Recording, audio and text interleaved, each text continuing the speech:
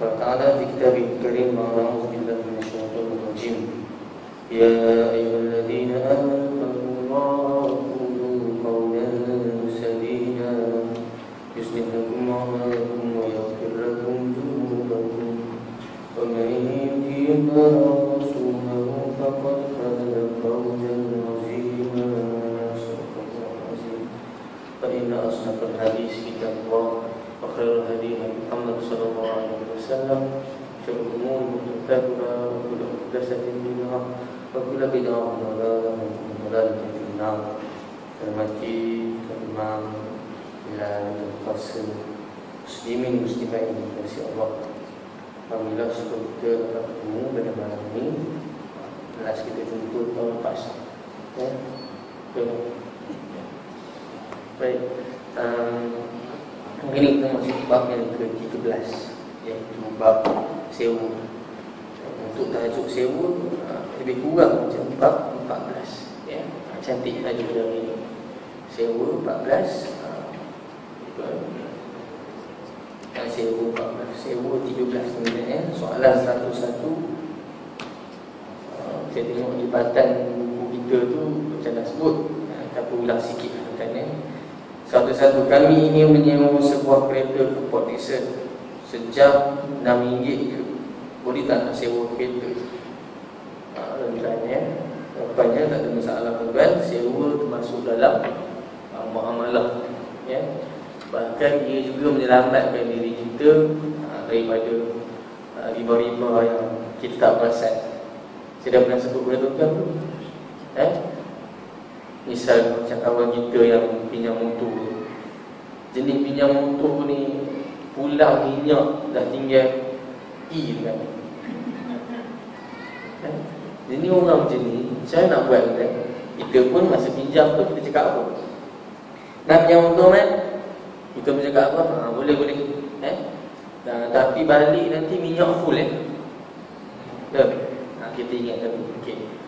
Tuan-tuan, akad pinjam tu, tapi bila pulang mensyaratkan lebihan. Nampak tak mensyaratkan lebihan? Maka hukumnya apa? Riba. Riba. Okey, dengar. Betul. Tuan-tuan, kita mensyaratkan lebihan, maka riba.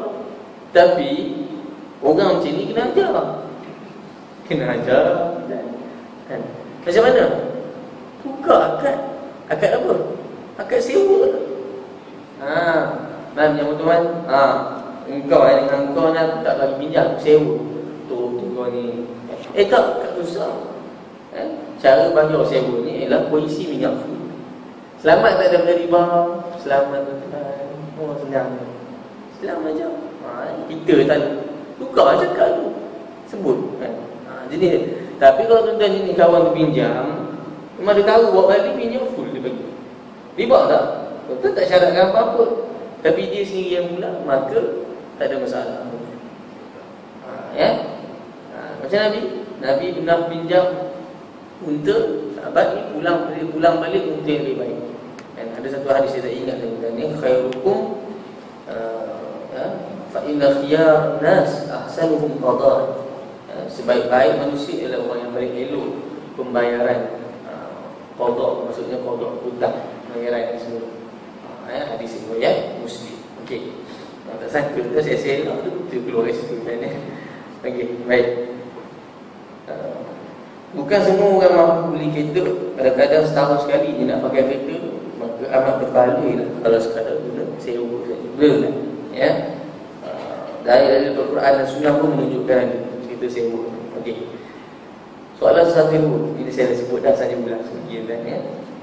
Rasa malas kadang-kadang nak sembahyang. Sementara duit banyak, ingat nak sewa seorang untuk solat kita. Bagus tuan-tuan ya. Bagus buku ni. Jawapan dia apa? Ewa-ewa, banyak cantik. Dah. Bagi menulis. Saya suka tu sebab saya suka Dr. Nizam ni. Dia buku-buku dia tuan-tuan sangat ringan bacaan dia. Dia tulis macam tu. Saya sebut. Saya pernah kuliah. Memang saya bulanan.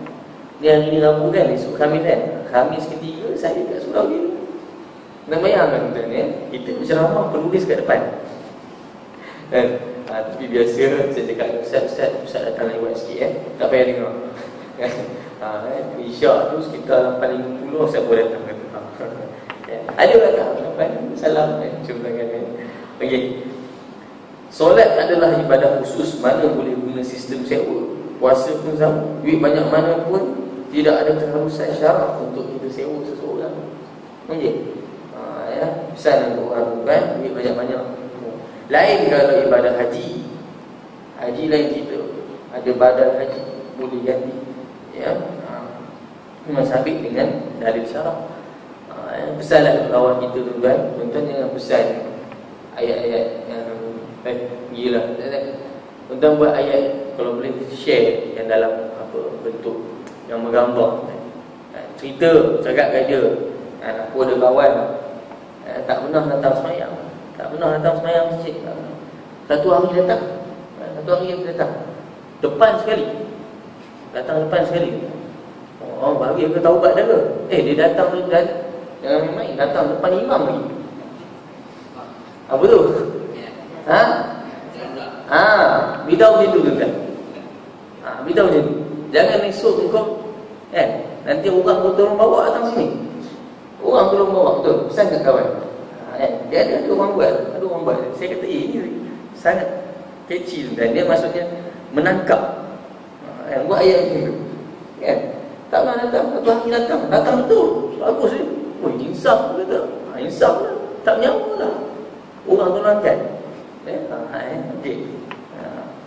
Semayang dia semayang tu orang tolong semayang tu. Orang tolong semayang. Soalan 103. Ketika nak kahwin, kakak saya sewa baju pengantin. Ada juga sistem sewa baju pengantin. Okey. Tentu ada. Sebab sewa ni dua jenis. Antaranya ialah sewa manfaat, sewa rumah, sewa kereta, baju, sewa khemah. Hari ni buat sewa khemah 1-200 betul. Orang buat 8 khemah 1,600. Membazir. Nama membazir ke membazir tu kan? Saya nak sebut ada lagi yang lagi baik kan? Apa dia? Sewa dewan. Dewan berapa? 1,000. Betul? 1,000 tu kan? Jimat 600. Parking senang. Betul tak? Tengok tempat awal. Jadi lepas sikit lagi. Tak payah kan? Yang kedua ni senyap-senyap je, kecil-kecil je. Ada seorang ustaz dia ajak dalam radio tu kan, dia ajak. Dia kata kahwin dua tu sangin tak? Isteri tak sangin tak? Yakin selalu perak tak payah minta. Tak payah minta sign tak payah. Kahwin dulu, lepas kahwin baru minta. Betul? Betul tak? Lepas kahwin baru minta. Orang bukan marah kan? Ustaz yang ajar macam tu kan? Tak kan saya cakap, ustaz dalam radio cakap. Kejut juga cakap macam tu. Rasa macam bagus juga ini. Okey. Daripada benda-benda tadi, kita akan sewa manfaat dia. Rumah untuk berteduh, pakaian untuk tutup aurat, tutup badan kita, ya. Dan perhiasan. Jadi kita dia disewa kerana manfaat dan faedah. Dia jual manfaat dia, bukan jual barang dia. Okey, ya. Soalan 104. Apakah sewa atas kerja? Pindah rumah, panggil Abang Bambang Bangladesh Pakistan, tolong angkat. Maka kita panggil apa? Inilah panggil sewa atas kerja dia tadi. Begitu juga dengan soal cikgu ajar matematik, sains, ya. Bahkan ustaz yang mengajar Quran pun kita sewa atas kerja dia, masa itu. Tuan-tuan jangan ingat, tak boleh. Sabda Nabi SAW, inna haqqa ma akhaztum alaihi ajr kitabullah. Sesungguhnya seberhak-berhak perkara yang kamu ambil upah atas ini ialah Quran. Okey, hadis riwayat apa? Al-Bukhari. Dalam bahasa lain dipanggil upah. Lagi ada bab 14. Oleh itu sebenarnya untuk mengupah seorang melakukan suatu kerja yang baik, bahkan dalam bab berjampi pun boleh juga. Tapi syaratnya biarlah jampi yang dibenarkan syarak. Syarak Quran lah. Tapi tengok juga ada orang jampi pelik-pelik. Kamu datang sakit apa ni? Saya sakit kelangkang. Okey, dia pun buka Quran. Tangan ni. Baca ayat ni. Itu tak boleh pakai juga, tak boleh pakai. Memang ayat Quran ni memang ayat ayat syifa kan. Tapi macam tu tengok tuan-tuan dalam hadis, mafhum hadis daripada riwayat An-Nasa'i, ceritakan seorang sahabat jumpa Nabi. Dia pulang dan jumpa dengan satu kaum yang ada seorang gila yang diikat dengan besi. Lalu dia menjampi orang gila itu dengan Al-Fatihah selama 3 hari, sehari 2 kali. Berapa kali semuanya? 6 kali. Lalu kaum tadi bagi dia upah 200 ekor kambing. Nabi suruh terima upah tadi.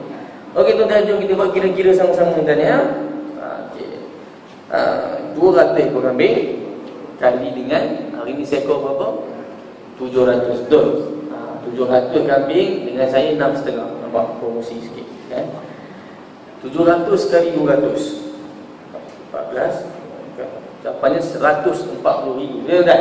140,000 6 kali Fatihah. Macam apa kata? 6 kali Fatihah 140,000. 140,000. Betul tak? Kan kira sangat tuan-tuan. Orang mengajar ngaji Quran kira sangat. Nabi lihat je suruh ambil kambing 200 ekor kambing tuan. 200. Saya pernah cerita kot kat tuan-tuan tentang seorang imam kat Bandaraya Jeratut. Ada orang Jeratut sini? Tak ada. Imam ni belakang, saya semayang belakang dia 40-an. 40-an maksudnya dah hilang. Dia bacaan dia kan, Allah, tuan duduk belakang dia tuan. Dia baca Ustaz Mahir, Syekh Mahir Mu'aikili. Masa saya di umrah lepas tu kan, setiap kali isyak Syekh Mahir Nabi. Isyak je Syekh Mahir ambil Mekah. Alhamdulillahi Rabbil Alamin. Itu style dia yang laju tu kan. Syekh dia buat Tapi kalau tarawih dia tak ada kat situ. Dah ada yang lain import dia tu kan. Katanya temerluk. Berapa? 30,000. Satu malam 1,000 kan. Satu malam 1,000. Saya ingat kan KL paling bawah. Masjid negeri ke, masjid PSD Al-Falah je, orang dalam WhatsApp kan. Tak? Berapa? 6,000, 7,000 sebulan. Tak boleh fight tuan-tuan. Ustaz tadi tu, imam tadi tuan, 30 kan. Bagilah tuan-tuan, saya kata bagilah. Tuan-tuan ingat adik Muhammad TV9 Azan, adik Muhammad tu besar dah budaknya. Kenal bang? Adik Muhammad tu. Awak tak kenal? Dia besar dah. Saya pernah semayang kan, belakang dia tarawih dekat masjid negeri. Allah tuan-tuan, 20 rakaat tak rasa apa. 20 rakaat tak rasa apa. Saya pelik orang yang balik tu. Lepas hafal orang balik, memang tak lagu kan. Kenapa tuan-tuan yang saya kata 20 tak rasa apa? Sebab kita tertunggu-tunggu apa lepas ni. Lepas dia bawa 4 kan, lepas 2 tu dia buat lagu yang sama, Syekh Sudais. Tuan-tuan tahu tak, Syekh Sudais belum tentu boleh buat imam lain kan, bacaan imam lain. Tapi dia ni tuan-tuan 20 rakaat 5 lagu tu kan. Tuan-tuan ingat lagu apa? Jazz, pop rock, bukan.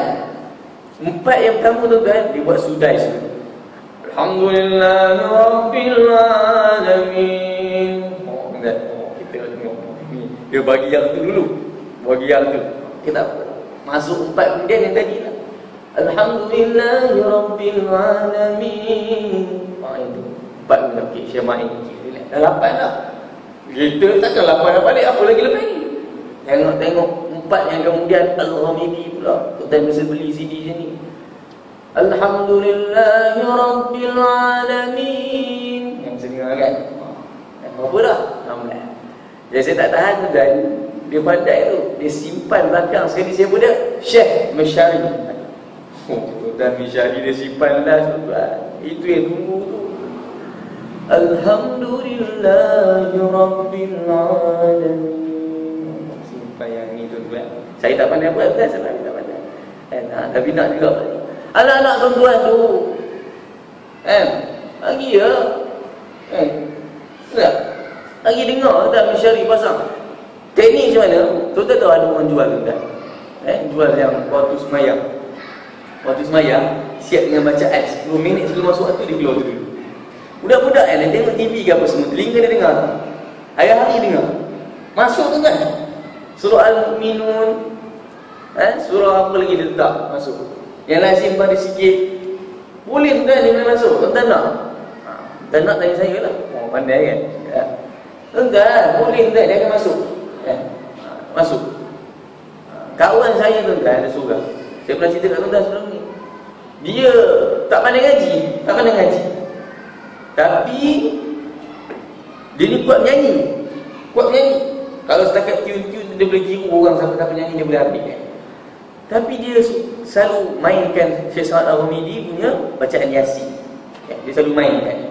Dan dia hafal Yasin bersilabu Al-Ghamidi. So buka Quran baca tak pandai. Tapi macam mana bacaan Al-Ghamidi dengan rentak lagu dia boleh. Nampak kan? Sebiji tu kan dia boleh buat. Betul kan? Masuk kan? Daripada anak-anak tuan-tuan dengan lagu bukan ini kan. Jahanam kan. Hari ni kan tak tahu kan. Jadi saya memang muda sama-sama dengan mufti wilayah kan. Tak sangka pula kan keluar juga daripada mulut mufti kan. Apa budak-budak zaman sekarang dia kata kan duk layan dia luar ni. Tak, saya pun tak tahu. Kami tahu dia kata kan. Mufti wilayah kan. Ceritanya punyalah cerita tu sampai dekat dia. Dia luar ni layan tak? Tak layan. Jiwa suci tak layan ustaz. Okey. Belah hafal lagu bukan ustaz. Okey. Cerita upah ni tuan ada satu buku yang saya baca ni lah. Seorang pembesar tu mengumpah seorang lelaki tu. Pembesar tu mengumpah lelaki tu yang luas pengalaman untuk mengajar keledai dia bercakap. Okey. Lelaki tua tu pun setuju. Pembesar pun keluarkan arahan bagi lelaki tua tu duit bantuan rim setiap bulan. Tak ada dengan saya sebut. Setiap bulan bagi dia kata. Lelaki tersebut minta tempoh 10 tahun untuk bagi kedai tu dia bercakap. Pembesar setuju tapi dengan syarat kalau tak berjaya kepala lelaki tu akan dipenggal. Setelah keluar istana rumah semua orang kata apa gila ke tak betul ke. Ada pergi terima nak mati ke. Lalu sebab mustahil lah kedai boleh bercakap kan. Lelaki tu pun menjawab aku dah tua. Pembesar aku dah tua. Boleh jadi dalam 10 tahun tu aku mati dulu. Dan boleh jadi juga pembesar tu mati dulu. Ataupun kemungkinan satu lagi apa dia, kalau tak pembesar mati dulu pun aku mati dulu pun kedai tu pun dah tua. Boleh jadi kedai tu mati dulu. Jadi siapa untung dia kata siapa yang untung dia kata. Okey. Upah kedai upah kedai. Soalan 105. Ketika sewa rumah telah berlaku kerosakan sikit pada bilik air, mengapa tandas tak berfungsi, siapa kena baiki? Ikut satu pandangan tuan rumah. Kenapa? Sebab dia tuan rumah kan, pemilik. Dia lah kena baiki apa-apa rosak. Okey. Walau bagaimanapun ia berbalik pada apa? Persefahaman. Apa yang perjanjian pemilik dan penyewa bebas. Kadang-kadang rosak punca daripada penyewa tak gunakan betul-betul. Kadang-kadang pula mungkin kerosakan lama. Mungkin boleh buat MOU bahawa jika lampu pecah terbakar, siapa? Suruh penyewa yang tukar. Cermin tingkap pecah, budak main bola. Telefon tuan, ni ada cermin pecah. Kenapa? Ada budak-budak main bola. Jangan dia dulu ya. Sebab kaedah fiqh ada sebut izastama'al mubashiru wal mutasabbibu quddimal mubashir. Bila berkumpul antara pelaku secara langsung dan pelaku yang secara sebab sahaja, maka didulukan pelaku yang secara langsung. Maksudnya yang tadilah budak yang pecah yang cermin. Itu yang kena tanggungjawab. Jika kerosakan pendawaian elektrik, pipe air mungkin sesuai, tuan rumah ini lebih baik. Okey. Dalam masalah ini mungkin kita fahami juga kaedah fiqh al-ghurmu bil ghurmi. Tanggungjawab dan kerugian berdasarkan faedah dan manfaat. Apa maksudnya? Kalau tengok dalam kes ni nampak macam aniaya tuan rumah ke, aniaya penyewa ke. Dalam tengok tuan rumah dia pun dah dapat manfaat hasil sewa rumah. Untuk yang orang yang tinggal pun dia ada manfaat dia apa dia? Iaitu dapat tempat berteduh. Nampak tuan kat situ sebenarnya berbalik pada perbincangan. Okey. Soalan 106. ketika sewa motor berlaku aksiden, siapa yang tanggungjawab? Persoalan ini berbalik pada asas amanah, iaitu amanah, iaitu siapa dia? Orang yang naik motor tu lah, ya? Atau jaminan, iaitu dhaman. Jika ia berdasarkan amanah, penyewa tak perlu perbaiki. Jika berdasarkan jaminan, maka okey, silap tuan ya. Orang suruh jaga barang tu, orang suruh kau pakai dalam motor tu, macam mana kan ni? Tapi yang awal ni, jika berdasarkan jaminan, maka penyewa perlulah perbaiki. Siapa yang jamin? Kalau yang jaminan penyewa tu, dia yang kena perbaiki. Pening sikit kita faham.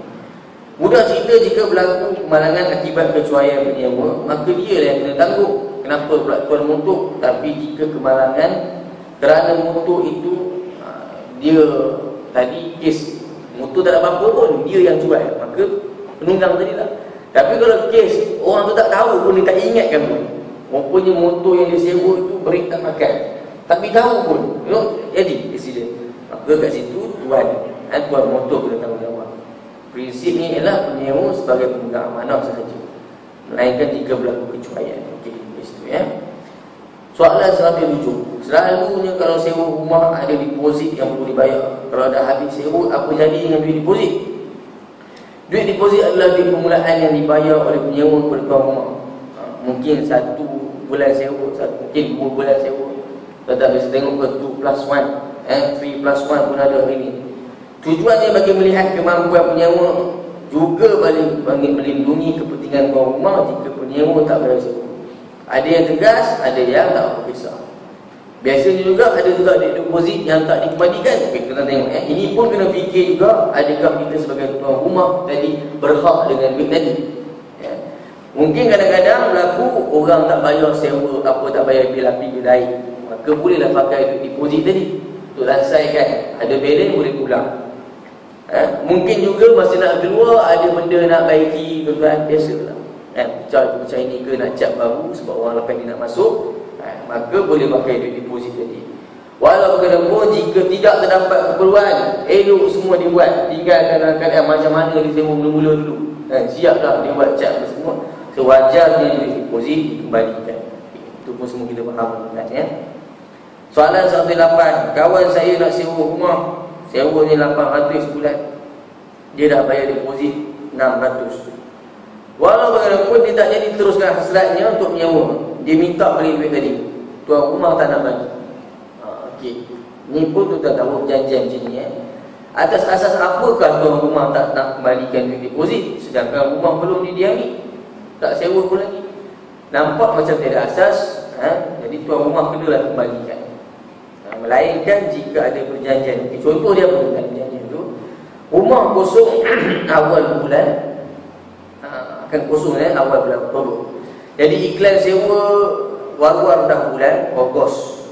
Oleh kerana deposit itu sudah bayar, maka tuan rumah tak terima tawaran orang lain. Itu dah faham ya.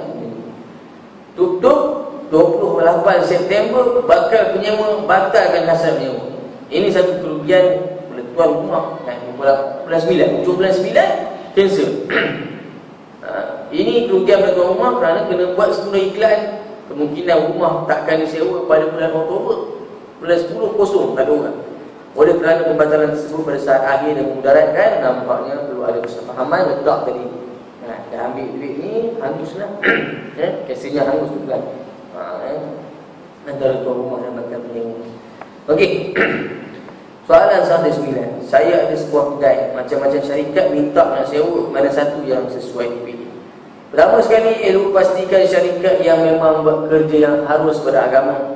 Bukan kaitan dengan agama lagi tuan ni, tapi dia kerja tu harus pada syarak. Kalau syarikat judi, nombor ramalan, toto, tolong orang, tipu orang, bank yang mengamalkan riba ke yang kedai pajak gadai bukan cara Islam, kedai Arab, kedai makan, jual daging khinzir, apa semua, maka sebagai Muslim cari keutamaan, bagi dulu pada kerja-kerja yang lebih baik. Memanglah kita sebagai pemilik tak terlibat dengan kemungkaran tu, tapi bila kita bagi sewa, maka dah satu lapis ke situ, apa dia? Kita dah memudahkan untuk orang jual. Ini termasuk dalam bab menolong maksiat. Sudah tentu hukumnya haram. Kalau dah tahu memang tempat nak jual arak apa semua, maka hasil dia haram. Ya, sekadar contoh perbandingan, hasil daripada kerja yang haram adalah haram. Ini dirakam dalam satu hadis Nabi SAW, kasbul ajjam khabis, wa ma'ul baghi khabis, wa thamanul kalbi khabis. Hasil bukan bekam adalah kotor, hasil zina adalah kotor, dan harga anjing adalah kotor. Cuma tuan-tuan yang berbekam tu jangan takut tuan ya. Sebab hadis ni nak bagi isyarat saja. Zina memang jelas haram, berbekam tidak haram sebenarnya. Berbekam ni memang boleh. Sebenarnya ada hadis lain dalam bab berbekam ya. Apapun ia isyarat untuk kita cari syarikat yang usahakan benda yang halal ya. Soalan 110, ada pasangan belum kahwin nak duduk bersama dan sewa rumah kita, macam mana? Kalau belum kahwin dan duduk bersama, ia adalah kedudukan sama ada Muslim ke atau non-Muslim. Sepatutnya kita sebagai pemilik rumah cari yang dah berkahwin. Perbuatan bagi lampu hijau seolah-olah reda dengan kerja mereka. Kaedah juga sebut, kaedah fiqh tadi. Yang terdengar kaedah-kaedah yang baca tadi sudah 3-4 kaedah ni, dia bukan hadis, tapi kaedah fiqh yang ulama kedua dan kita boleh guna pakai. Contoh, ar-ridha bil kufri kufrun. Kita reda dengan kekufuran, maka dikira kufur juga. Reda bil ma'asi maksiat. Dan reda dengan maksiat dikira maksiat juga, walaupun kita tak buat. Okey tuan-tuan ya. Itu senang faham. Tuan-tuan, hotel-hotel mewah tak buat tuan-tuan. Tapi saya tengok hotel-hotel macam pergi Pulau Pangkor tu kan, ada saya letak dalam FB kan. Pasangan yang belum berkahwin tidak dibenarkan tinggal di hotel ini. Dia letak depan tu. Tak ada, dia nak cek ke apa kat kahwin tu, tak ada lah. Tapi ada tempat yang tanya tuan-tuan. Dia tanya, ni dah kahwin belum? Saya kawan-kawan saya Imam Muda tadi. Dia datang, saya tak faham bawa ni kata dia. Apa? Kad semua tak bawa. Tapi saya nak tunjuk yang ni je. Bawa 3 orang budak tu kan. Dukung semua bagai. Ni ikut boleh. Boleh. Ya. Okey. Tapi hotel mewah tak buat. Ya, hotel mewah dah tak semua. Betul? Ya. Okey. Cik lebih tahu pula tuan ni. Bukan tuan-tuan patutnya kena buatlah semua. Ya. Okey, habis sudah bab sewa. Bab 14 upah. Soalan 111. Nanti ada orang ambil upah dengan mengurut. Kalau nak khidmatan yang panas sikit, upahnya pun mahal sikit. Apa benda tu dah yang panas sikit tu kan? Malu kat Pak Arab tu kan. Saya pun sudah tanya Imam Muda tu, episod berapa saya pernah cerita kat tuan-tuan dulu. Pak Arab tu dia kat Bukit Bintang ni cerita kat tuan-tuan, pukul 2 pagi dia duduk jalan dalam lilau kami pun dia nak tegur lah kan. Dia pun tak sangka pula ada orang cakap Arab kat situ kan. Assalamualaikum kan. Malaysia kan apa semua dia. Hal fi huna yang masas sahih, dia kata. Kat sini ada tak masas sahih? Masas sahih apa dia kan? Urut yang betul. Sahih tak tahu kan? Masas sahih. Kami pun cakap lah tu semua masas tu kata kan. Ghair sahih dia kata. Tak sahih kenapa? Itu semua seks dia kata. Malu tu dia gitu. Bahar dia kata. Upahnya hukumnya macam sewa juga. Jika sewa harus, maka upah pun harus. Ada ganjaran kerja lakukan. Mengajar English ke, upah sebagai guru. Tukang urut pun ada upah tukang urut. Dalam sunnah ceritakan bahawa sebulan sahabat Nabi diminta untuk mengubati seorang ketua kaum yang dipatuk oleh haiwan berbisa, ular ke apa. Mereka bersetuju untuk menolong jika ada upahnya. Apabila sembuh, mereka kembali bertanya kepada Nabi SAW tentang hukumnya. Nabi pun mengakui maksudnya apa? Ambil upah, tak ada masalah. Macam yang tadi lah sama juga. Tadi tu yang kes gila, yang ni kes batuk ular. Kalau sekadar mengurut tidak ada masalah, tetapi perkhidmatan sampingan nampaknya macam haram, mungkin khidmat seks, satu zina.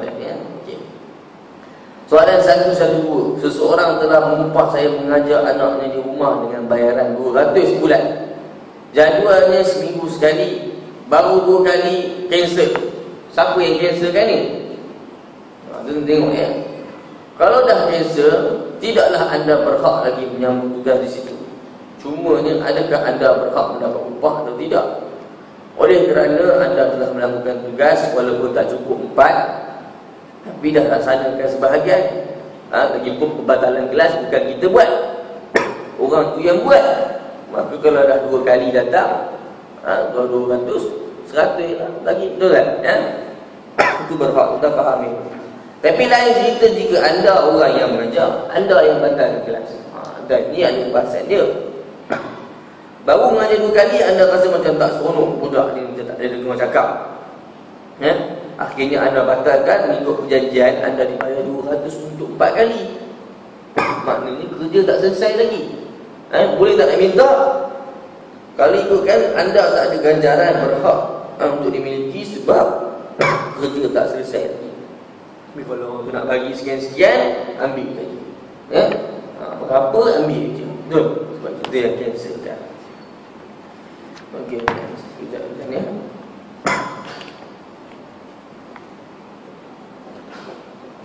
Saya diupah menaik beberapa rencana dengan upah RM80 satu muka.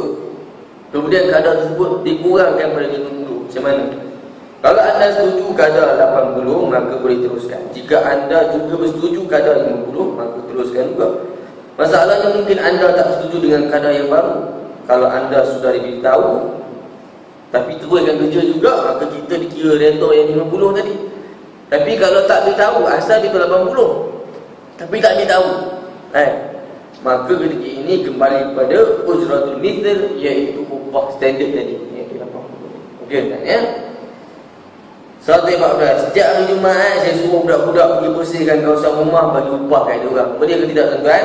Tak ada masalah tuan, budak-budak pun boleh masuk kereta ke apa semua, boleh bagi upah. Budak-budak kadang-kadang siapa semayang mau upah apa RM1. Boleh? Boleh tak? Okey, boleh untuk mula-mula lah tuan, biasa tuan ya. Upah aiskrim biasa lah. Tapi jangan yang umur 40 tu minta upah juga. Kan? Abang semayang, saya upah abang RM2. Okey, dia pun semayang.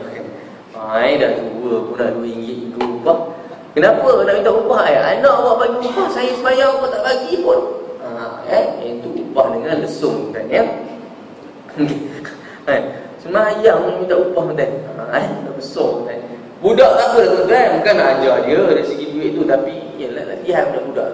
Usahakan budak-budak ni bagi semayang kan. 7 tahun semayang. Guru auladakum bis-salat. Abdullah Usama sini. Kerap saya sebut. Bulan puasa je mesti saya sebut. Dah 2-3 kali saya ceramah sini bulan puasa, saya sebut juga. Sebab saya tak nak orang kita ni tuan-tuan pergi ajar orang budak-budak puasa upah tu, upah duit raya biasalah. Tapi kena bayangkan tuan-tuan, bila mula tu 7 tahun. Upah ke, katanya nak training, saya tahu dah jawapan siapa pun training. Tapi semayang tak suruh. Balik pukul 12, pukul 1 pula dia tidur penat. Apa pukul 7 orang tanya, oi senang, anak tak bangun ke semayang? Penat pula tu puasa. Betul ke jawapan tu? Jawapan tu betul tak? Tak betul kan? Mana boleh dengan sebab puasa tak semayang? Kita kena faham kan? Ni kali kelima aku saya ulang. Orang semayang puasa tak tuan? Orang semayang puasa tuan, orang semayang mesti puasa. Pelik orang semayang tak puasa tuan. Tapi orang puasa dia tak semayang, ada tuan. Kenapa dia puasa? Sebab dia tahu tuan, orang makan dia nampak kan. Malu pula. Tapi tak semayang ada orang tahu. Ada orang pergi kaji dia. Dia ni tadi pukul 1 kat sini lagi. Pukul 4 ada kat sini lagi. Tak ada tuan orang buat kerja situ. Tak rajin tuan. Okey. 5 minit kita soal. Okey. Soalan 115. Ada orang upah saya bersihkan halaman rumah, selesai kerja dikata bayar minggu depan. Air kosong seteguk pun tak lagi. Macam-macam tuan ya. Kalau sudah ada perjanjian upah minggu depan, takkan nak mungkin pula, betul? Tapi kalau memang adatnya upah dibayar lepas selesai kerja, dia beritahu lepas selesai kerja, maka majikan sepatutnya tidak memungkiri janji. Okey. Siap ingat apa siapa Bangladesh, Pakistan ni, saya tengok yang diusung naik motosikal bawa, mesti gunting rambut, gunting rambut juga. Gunting rumput. potong rumput, gunting rumput pula. Sampai habis bos pun dia dah panas-panas tuan kan. Hari pun tak bagi. Bukan minggu depan tuan. Tadi sebut apa RM15.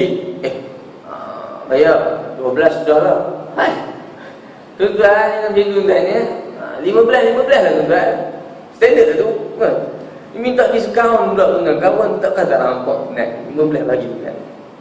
Tak ada kaya dia tuan dengan 15 tu. Tak ada mahu tuan. Dalam Islam saya dulu upah disegerakan. Bukankah Nabi SAW sabda, "Utul ajira ajrahu qabla an yajifa ilmu." Berilah orang yang diupah itu akan upahnya sebelum kering peluhnya. Hadis riwayat Ibnu Majah. Jangan tak fahamlah hadis ni tuan. Kenapa? Ustaz, saya nak bagi upah macam mana keadaan ni? Kenapa? Kerja tempat aircon. Peluh pun tidak. Tak bagi langsung. Peluh pun tidak. Nak tunggu kering peluh apa? Nampak tuan-tuan? Itu sebab hadis orang faham yang secara literal macam ni jadi. Faham secara literal. Pening kalau tak betul. Hadis-hadis bersifat muamalat, hadis-hadis bersifat politik, iaitu hadis yang ada pemahaman roh dia. Apa roh dekat sini? Simbolik agar disegerakan bayaran upah dia selesai kerja. Baik juga kalau ditambah sedikit upah daripada yang dijanjikan, jangan dikurangkan pula boleh lepas sebut. Tuan ya, lebihkan sikit. Biasa kan ya. Wang kerja penat kan saya tahu kan ya. Okey. Soalan 116. Ada iklan tentang khidmat profesional. Saya telah mengupah mereka untuk bakaran mereka. Tapi hasilnya makin teruk, bukan makin baik. Sepatutnya orang yang menawarkan khidmat berialah ada kebakaran. Kalau mekanik baiki kereta, makin baik kereta, bukan makin rosak. Baiki rumah, makin tegak, bukan makin roboh. Apapun jika seorang tidak pandai tetapi belagak pandai atau memandai-mandai, dia hendaklah bertanggungjawab. Ruh dalam satu hadis Nabi SAW, "Man tatabbaba wa lam yu'lam minhu tibbun wa huwa dhamin." Siapa yang berlagak untuk mengubat sedangkan dia tak ketahui ilmu perubatan, maka dia mesti menjamin. Hadis itu Abu Daud. Betul tak? Yang kita sebut tadi. Saya kalau pak ubat ni tak berani kita nak terjun. Kalau terjun sekali biasa tu kan. Sebab apa? Kenapa? Tak datang kuliah. Tuan-tuan faham kalau bab-bab ni orang cari tuan. Sakit orang cari. Pantang budak demam sikit, jin salah. Budak menangis malam, jin salah tuan. Jin kata aku tak kacau korang tu. Korang dah cakap macam ni, aku terpaksa kacau. Nak beritahu tuan-tuan, relax lagi tuan. Sebagai seorang ayah tuan, Fatihah tahu tak? Fatihah tahu. Cuma bagi betul makhraj tu, baca betul-betul. Ini sekarang saya tengok kat kampung tuan satu. Satu kampung tuan, 9, 10. Saya pun pelik tuan, orang boleh panggil. Belum semalam tak dengar apa tuan. Saya dengar bunyi ulat-ulat macam tu tuan. Apa tuan-tuan? Baca betul-betul tuan. Kena baca betul-betul. Ya, baca betul-betul. Okey. Lagi apa lagi? Yang kita tadi sebagai bapa itu tuan. Air putih ni ambil. Baca apa? Fatihah, lepas tu Alif Lam Mim. Awal Baqarah tu macam tuan-tuan tu lah. Tuan-tuan punya apa? Tahlil tu. Kan orang selamat tu kan. Ada Alif Lam Mim. Lepas tu baca ikut aturan tu lah, ikut aturan. Lepas tu ayat kursi. Lepas tu 3 ayat last Al-Baqarah. Betul. Tuan-tuan hafal lah tuan-tuan. Tadi baca betul-betul. Saya teringat ada itu. Dah arwah dah orang. Bapak Saripah Khasif kenal tak? Dia buat berubat ambil air kan, dalam baldi tu dia baca surah kan. Saya dengar makhraj tu macam kan. Baca betul-betul. Boleh jadi. Ini baca main tak jadi. Lepas tu tutup kan. Sama sikit lagi.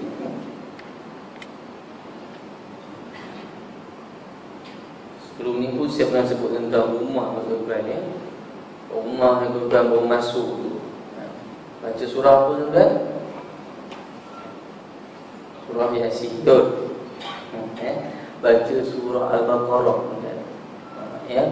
Rumah tinggalan ataupun rumah yang baru, kalau tempat tu sendiri baru tuka, biasanya memang akan ada benda tu, perlu tu ada. Dan bagi signal dia, bagi signal. Kadang-kadang dia menjemur dalam bentuk ular hitam contohnya. Ular hitam. Nak bunuh ke? Jangan bunuh. Jangan bunuh. Bagi signal 3 hari dia akan pergi. Apa signal 3 hari? Bacaan Al-Baqarah. Okey. Macam tu cara dia. Ini sabit tuan.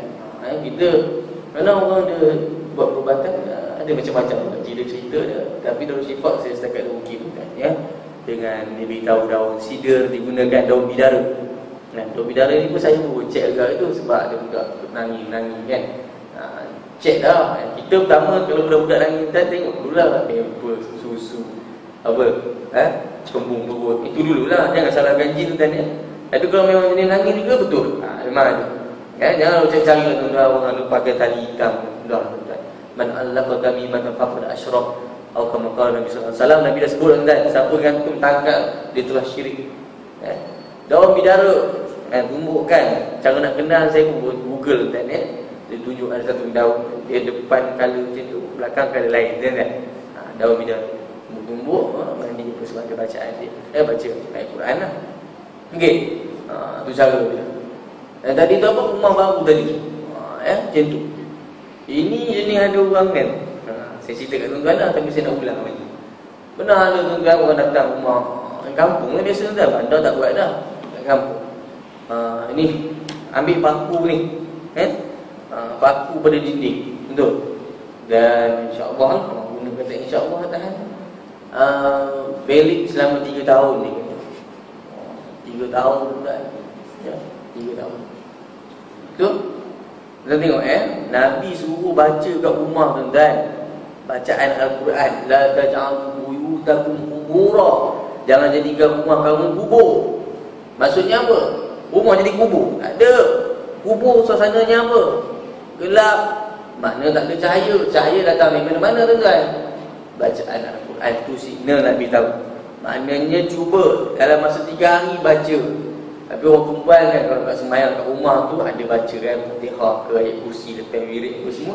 Betul lah ada bacaan Al-Quran tu kan. Ini rumah orang-orang tuan-tuan memang tuan-tuan. Tak ada langsung bacaan Al-Quran, semayang pun tidak. Memang tak boleh lah tuan-tuan kena ganggu. Lepas tu main khidmat paku tadi tuan-tuan. Panggil ustaz yang pelik-pelik lah.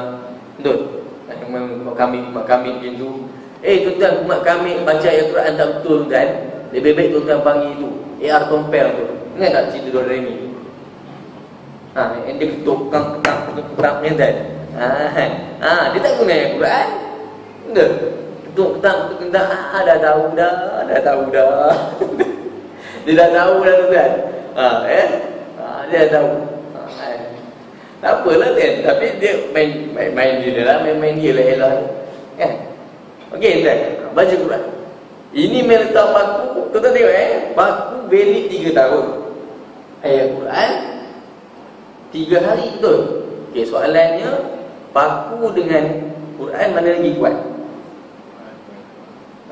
Quran paku 3 tahun. Quran 3 hari mana lagi kuat? Paku lah lagi kuat tuan. 3 tahun kan. Tuan-tuan jangan buat muka serius macam tu tuan Saya nak beritahu ke orang macam mana tuan-tuan boleh percaya 3 tahun paku ayat Quran 3 hari je Nabi suruh baca. Betul tuan? Percaya kat paku tuan. Tahu tuan orang boleh percaya juga. Tak ada tuan Ni ambil. Kita ni cukuplah tuan. Kita jangan jiwa material tuan. Nak barang tu bagi nampak. Kan pernah sebut ke tuan? Kita tengok rukun iman tuan. Mana yang nampak? Allah, malaikat, Rasul. Kitab tu tak nak cakap pasal Quran. Bukan pasal kitab tu tuan. Isi dia tu. Quran tu kan semua orang nampak Quran. Orang Muslim pun nampak Quran. Dia pun percaya ada Quran, ada mushaf. Betul? Bukan pasal mushaf tu, tapi dalam tu isi. Nampak? Selagi tak amal, tak nampak lah. Kiamat nampak? Kau tak kadang nampak tuan? Tak nampak. Kena beriman tak? Kena beriman. Allah cabar kita untuk beriman tanpa material tuan. tanpa barang, tuan. Betul? Dan itulah yang lebih kuat sebenarnya. Cabaran kita untuk beriman dengan benda yang tak nampak.